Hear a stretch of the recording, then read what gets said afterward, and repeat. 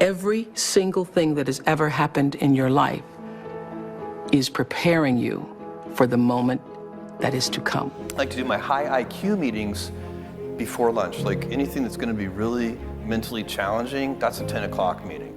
It was such an important thing that I was doing. I inadvertently was building a sales force that wasn't on my payroll. I'm David, welcome to Wise Vibes. In this video, I'll share with you the 5 best lessons shared by 5 different self-made billionaires, including Jeff Bezos, Mark Cuban, Warren Buffett. Let's start off with number 1 by Sarah Blakely, Ensure Your Success. Cold called Neiman's, Saks, Nordstrom, Bloomingdale's, QVC. I was out on the road, and I think a lot of entrepreneurs make the mistake. They think once you get the order, you're golden. And that couldn't be any farther from the truth. Once you get the order, that's when the real work starts. I was absolutely determined to ensure my own success, and I think that's what it takes. I didn't want my success to be contingent on anyone else having to sell this. So I hit the ground running, and I went from department store to department store, and I would do morning rallies at the store where I would gather people around. Well, the store manager said, Sarah, you can do it with the hosiery associates. Well, I'd travel all the way to Arizona and there'd be 3 hosiery associates. So I quickly was like, I gotta get the whole store at this morning rally. So I would go into the entrance before the store opened, like a Neiman's or a Saks or a Bloomingdale's, and I would run around and introduce myself to every employee setting up their station. I'd say, hi, I'm Sarah.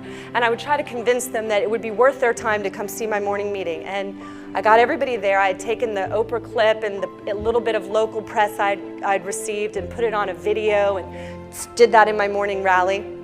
And it was such an important thing that I was doing. I inadvertently was building a sales force that wasn't on my payroll, and they all across the country became my biggest advocates for the product and started selling it on behalf of Spanx and me.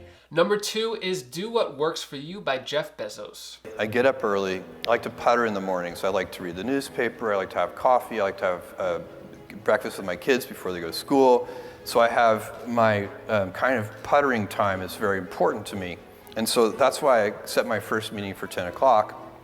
I like to do my high IQ meetings before lunch. Like anything that's going to be really mentally challenging, that's a 10 o'clock meeting.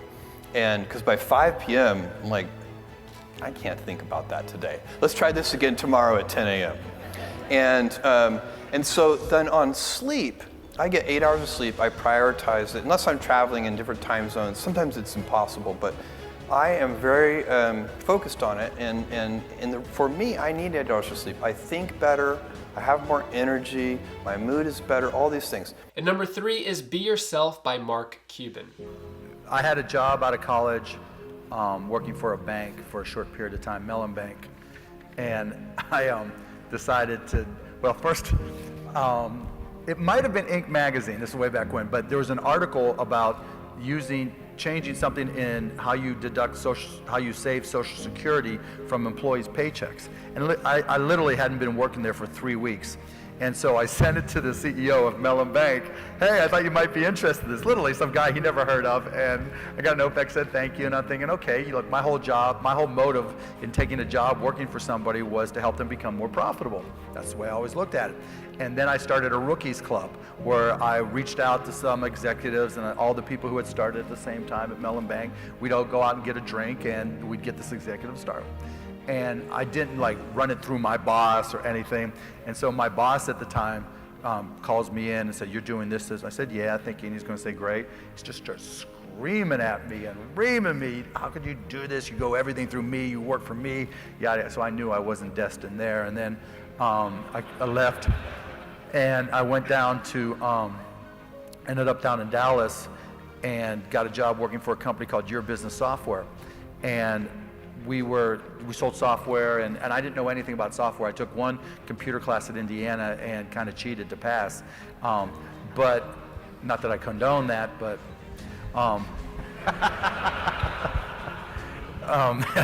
and so I had a customer, and I taught my, I'd stay up all night reading. I figured, computers were new, and technology was new.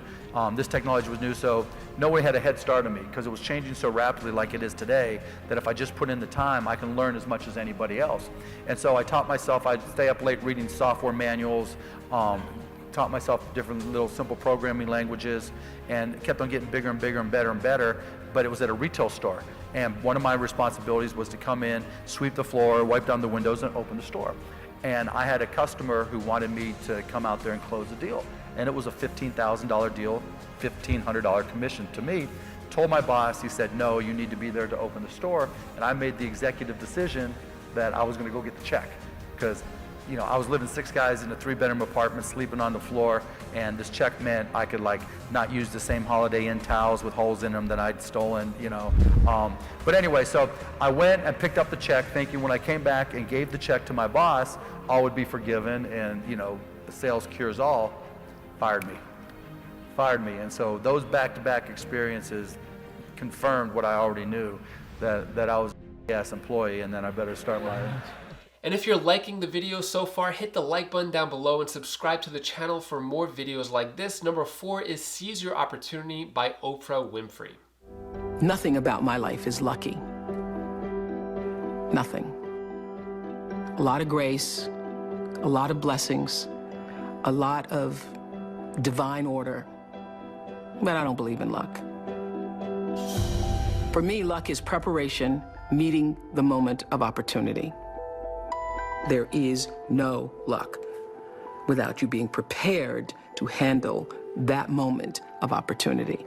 And so what I would say for myself is that because of my hand in a hand and a force greater than my own, I have been prepared in ways that I didn't even know I was being prepared for.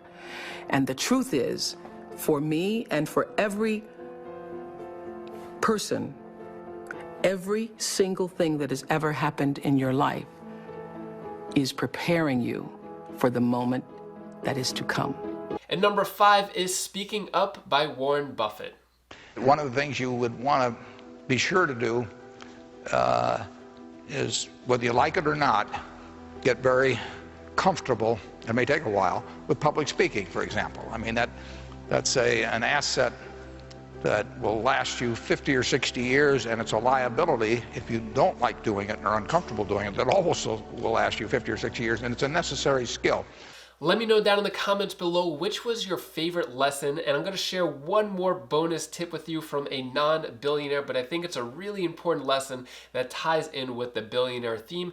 It's Build Discipline by Thomas Frank. In Book 5 of Meditations, Aurelius writes, "At dawn, when you have trouble getting out of bed, tell yourself, I have to go to work as a human being. What do I have to complain of if I'm going to do what I was born for, the things I was brought into the world to do?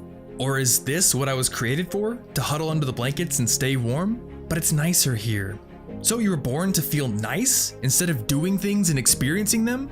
Don't you see the plants, the birds, the ants and spiders and bees going about their individual tasks, putting the world in order as best they can? And you're not willing to do your job as a human being? Why aren't you running to do what your nature demands? But we have to sleep sometime."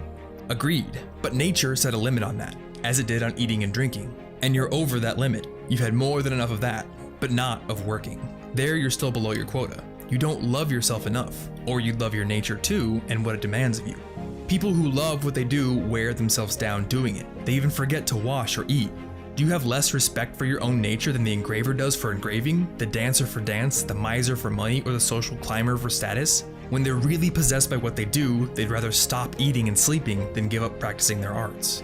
He's telling you to respect your choice of path in life enough that you consider it to be your very nature, to be instinct. Just as spiders and bees and ants get up every day and are driven by their instincts, so should you be driven by the actions that are demanded by your goals. If yesterday you decided you wanted to get up early so you could work on your goals, but now you're lying in bed and you feel all comfortable and you don't want to get up, then you need to focus your mind on your nature, on the path you've chosen, and let that override your current desire.